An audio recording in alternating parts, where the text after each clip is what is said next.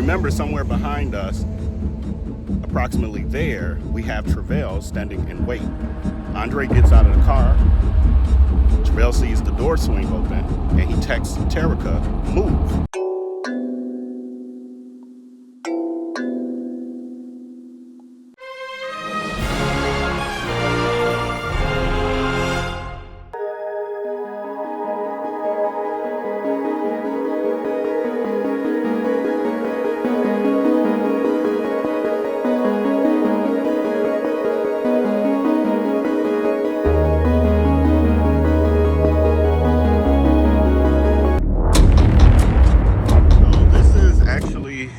Tim's luxury apartment building that we've heard so much about during the trial, and how rich Tim was, and how he actually had Andre set up in this luxury building.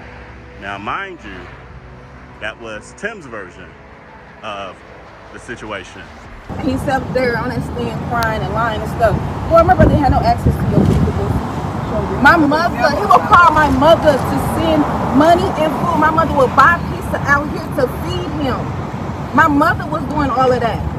That was a lie. They had my brother out here in the slumps. That little penthouse he was staying next to, a couple. Yeah, it was all going down. And it had another efficiency, and it had a rusty stove inside of it. The bed, the cup, looked like a Salvation type. Little iron metal looking chairs. It was so small, it was like a little box room where he lived in, right next door to Tim's penthouse.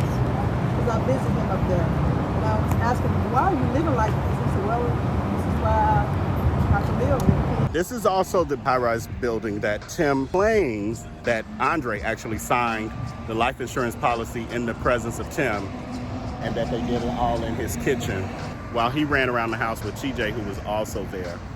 But when Tim first moved out of the house with Charles and moved into his own place, on the show they presented it like Tim moved out on his own into his bachelor pad. But what I've heard, word on the street, is that Tim was actually living with a woman here.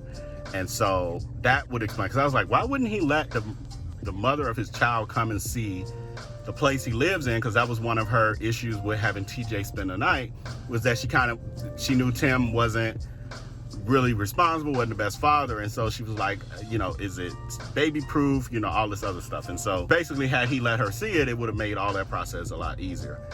But I can see now why he wouldn't let her see it. This is also the apartment building that Tim was evicted from, you know, due to non-payment of rent.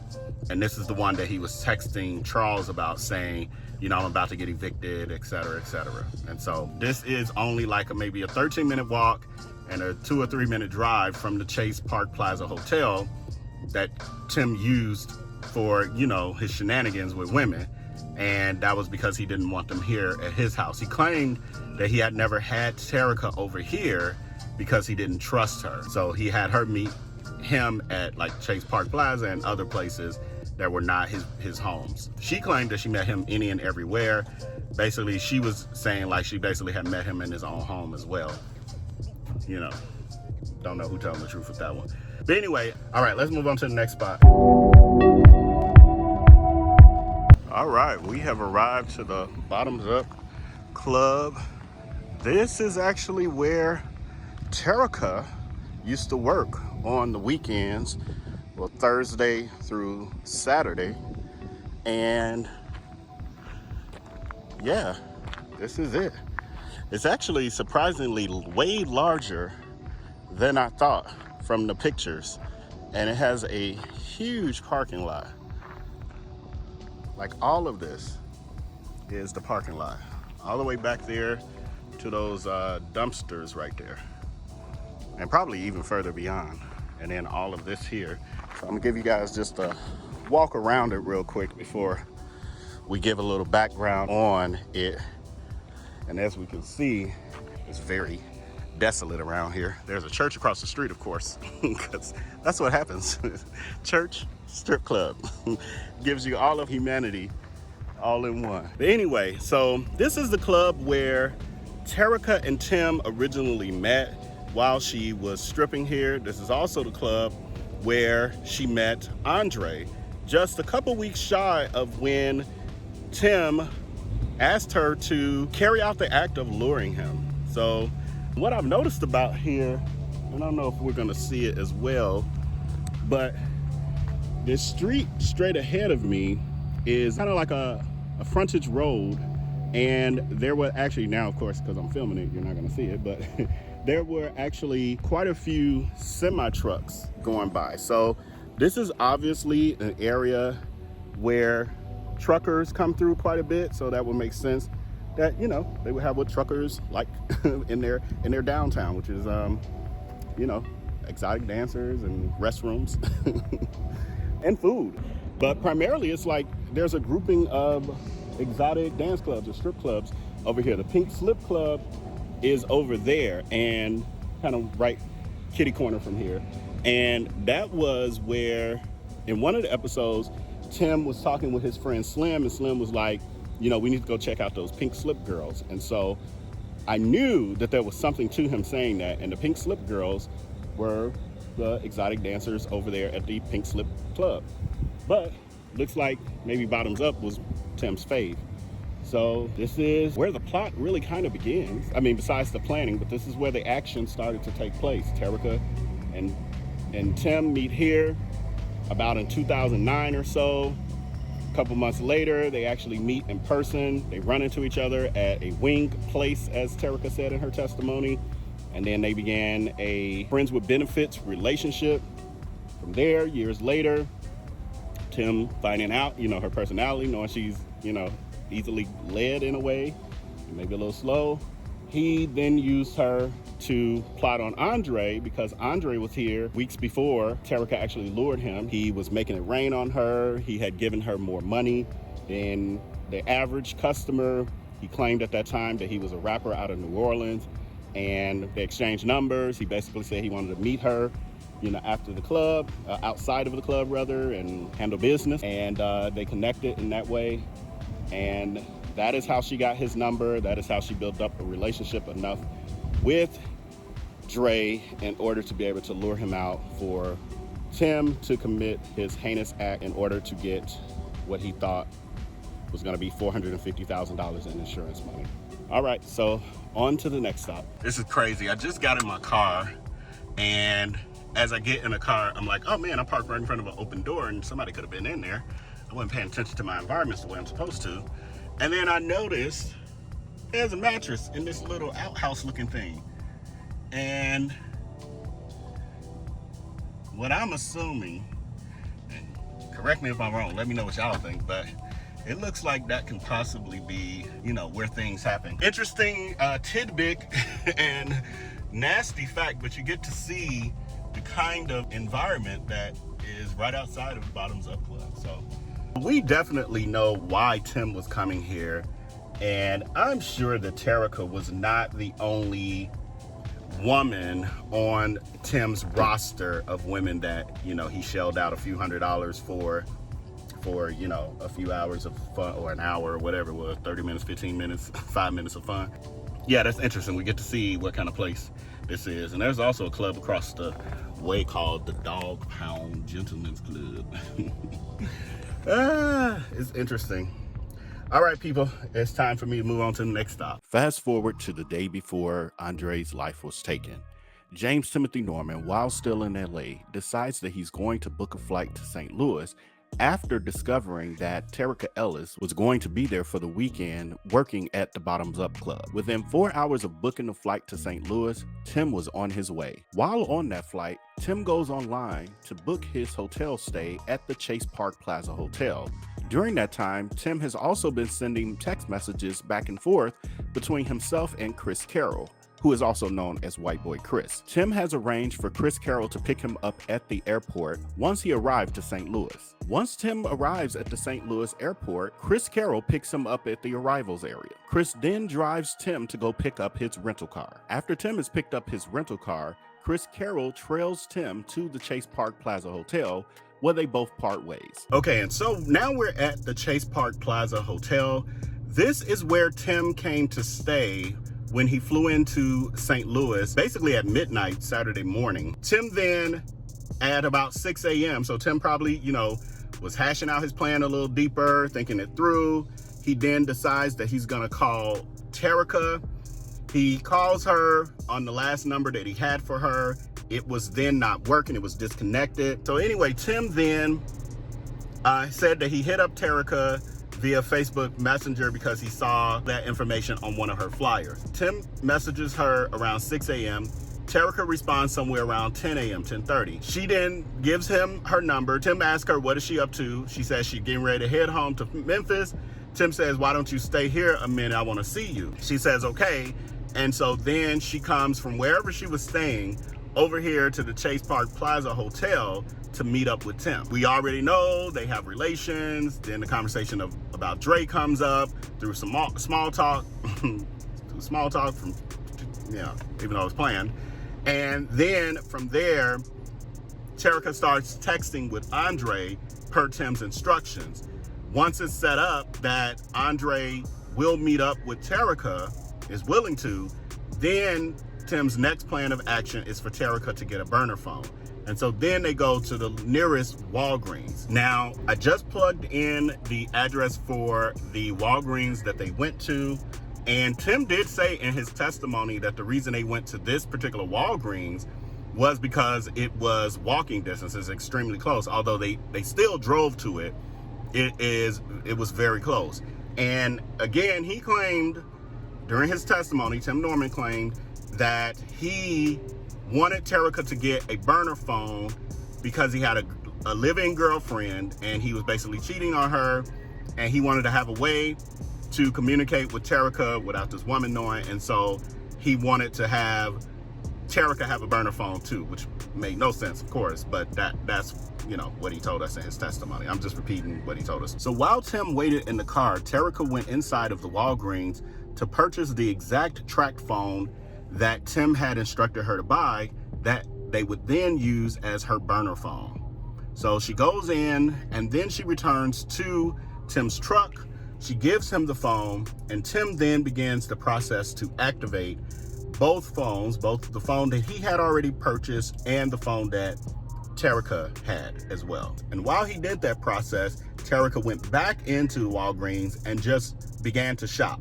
She stated in her testimony that she was in the Walgreens approximately 45 minutes before Tim was done. Once he was done activating the phones and Terica returned to his truck, he then informed Terica that she needed to use only that phone to communicate with Andre and tell him that her original phone number was going to be disconnected and that she had damaged that phone. She then communicated that to Andre and informed him to only use the burner phone. Tim then instructed Terica to change her phone number to her real phone and that she needed to do it the same day. Terica then, at Tim's instructions, found out Andre's location and texted Andre that basically she wanted to see him, etc. Andre then replied that he was going to be at the La Quinta Inn Hotel in Hazelwood, Missouri. And so then Terica said that she was on her way. Dre then hit her up saying basically she was playing games because it was taking her too long. And Terica replied to him that she was leaving the steakhouse and that she was on her way. Well, Terica admitted under testimony in court that she had lied in her text message to Dre about being at the steakhouse because she was in fact right here where I'm at now at the Walgreens waiting on Tim to activate the phones. And so after he was done activating the phones, Terica headed towards the La Quinta Inn Hotel where Dre said that he was so that she could verify his location for Tim and his boys, because Tim wanted to verify that Dre wasn't sending Terica off and just telling her any old thing of where he was located. He wanted her to actually see him and then confirm that, yes, this is where he is. So now Terica has parted ways with Tim from the Walgreens, and she is heading towards the La Quinta Inn where Andre is telling her he's located. The La Quinta is approximately maybe 25 minutes, I guess, depending on traffic, away from the Walgreens that Terica was at with Tim. So then Terica arrives at the La Quinta Inn in Hazelwood, and she confirms for Tim that Andre is in fact staying here. She goes up to the room. She sees Andre. Andre is hanging out with a few of his friends. They are smoking, they are drinking. And Terica claims that she was only in the room for about 5 to 10 minutes. During that time, she texted Tim to let him know that Dre is in fact here. Tim then responds via text saying, "My boys aren't ready yet. Find out his next location." And then Terica basically goes on to do that. Terica's next stop, in order to waste time, because Dre told her when she basically was like, "Dre, where you gonna be next? What you gonna be doing after this?" And he tells her that he's trying to do a video shoot later on today at Fairground Park, and also he's going to the studio. And she was basically like, you know, she'll try to catch up with him later. So to waste time, Terica then heads over to the Galleria Mall to waste time until Tim's boys are ready. This is the area where Travell Anthony Hill lived. I'm not exactly sure of the address, but we are definitely in the Peabody community. And so behind me is actually the place where Travell Anthony Hill met with white boy Chris for the first time. And this is where white boy Chris then informed Travell, saying that he was charging Tim too much, or Tim said he was charging too much to take the life of Andre. This is also the place where days later, when Tim actually came to St. Louis, he came over to this community and he ended up meeting with Travell himself. Travell admitted that he got in Tim's truck and they had a discussion, but he said that they never talked about anything pertaining to Andre or taking the life of him or anything like that. However, once he got out of the car or out of Tim's truck, he immediately went to purchase a weapon to commit the act of taking Andre's life. And so once again, here we are at the Clinton Peabody projects. All right, so on to our next stop. So Terica arrives to the Galleria Mall. This is where she spent about 3 to 5 hours wasting time and burning time while she waited on Tim to say that his boys were ready so that she could get the new location of where Andre was so that Travell could appear there. And while here at the mall, Terica was checking in with Dre periodically. And during one of the phone conversations, Andre asked her to pick him up an outfit because she was shopping. And she asked him his pants and shirt size. And she, in fact, did purchase him an outfit, which she took to him later when she heads from here over to the Natural Bridge home. And that is the bag that was later then seen on the ground once Andre was hit. Also, while here at the mall, Terica, per Tim's instructions, changed her phone number for her original phone as well. So she went to the phone company within here, most likely AT&T, since it was stated in the trial that everyone had AT&T phones. Everyone who was related to this case, whose text messages, etc. they pulled, they all happen to have AT&T. So I'm assuming that there's an AT&T store in here as well. And so she was in here while her phone number was also being changed. She was shopping. And then from here, she headed over to Natural Bridge once she got the go ahead from Tim, once she got the okay, my boys are ready. She got the address from Dre of where he was, and she in turn gave Tim that address, or sent Tim, or told Tim the address. He then asked her to reach out to Travell himself and give him the address directly. And then Travell met her there. So Travell would have likely waited here until Terica actually texted him and said that she was pulling up and that she was luring Andre out.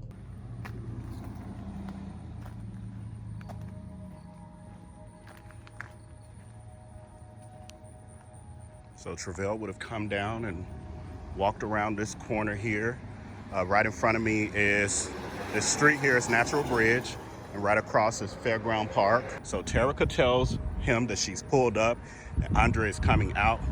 Travell told us during his testimony that he was literally standing right here at this railing when Andre came out.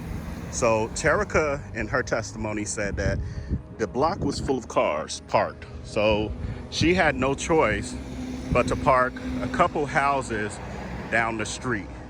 And so what we can assume is that Terica may have been parked either where the red pickup truck is or even as far as where the yellow truck is. So Terica pulls up. Andre then comes out of the house. From the testimony we heard that when Dre came out, Travell said that he was standing here and he asked Andre if he had marijuana because he was trying to identify him because he wasn't sure if it was Andre or not. Andre answered and never said what answer he gave, and then Andre walked down to where we presume Terica was parked, which we know is a couple houses down. So let's just go with the pickup truck, because this is the Natural Bridge. The home that's a part of the case is 2 houses in. So we say a couple, this home here, and let's just go with here. The third home down would be about where this red pickup truck is. It's just a guesstimation. So we know that after a couple minutes of talking, Dre then gets out of the vehicle. He gets out with his bag. And at the point that Andre is getting out of the vehicle, Terica gets a message on her phone saying, "Move." And so she immediately takes off, per her words, and then calls Tim. And she's like, "What the F?" She says she heard some shots, and then she says, "Should I call Andre?" Tim then says, "No, get out of town and don't come back to St. Louis." And then he tells her also to get rid of her burner phone that he had just asked her to get. And so she then heads towards the highway back towards Memphis, as she was originally planning to do that morning, and Tim instructed her to do. So remember, somewhere behind us, approximately there, we have Travell standing in wait. Andre gets out of the car. Travell sees the door swing open, and he texts Terica, "Move." As Dre gets out, Dre is now walking back to the house. It's quite a few steps to get back. So this gives Travell time. And remember, Andre is also on the phone at this point, presumably. And so this gives Travell time to text Terica, and Andre's probably walking slower. He gets here, he starts his way up the steps, and then Travell said that that's when he fired at him. And he said that Andre was near the top of the stairs, and we know that Andre collapsed and then crawled into the home when that happened. He ended up collapsing. He got shot in the abdomen, in the arm. He ended up crawling inside of the home, made it to the dining room of the home, and that's unfortunately where he's lost his life. And so at that point, we know that Terica drove off. She went in that direction, and then Travell escaped, and he went here in this direction around the corner. So this would be the way that Travell would have run, I'm assuming run, to his vehicle. And maybe, I'm thinking, his vehicle maybe would have been facing the opposite direction so that he's not having to come back, especially when you see this median here. Yeah, because coming this way would have brought him in the line of fire of the people who would have come out and tried to defend Dre and, you know, the situation at hand. So he likely would have gone that way to get away. Very unfortunate. Very unfortunate. It's kind of eerie, like looking at the house that we now know was a part of this horrible plot. And then also, I'm not sure if it's vacant or not, but as we can see, the door that's boarded up is the actual door that Dre went through. And there's no doorknob there, so maybe this house is vacant. Yeah, the house might be vacant, but I'm not sure.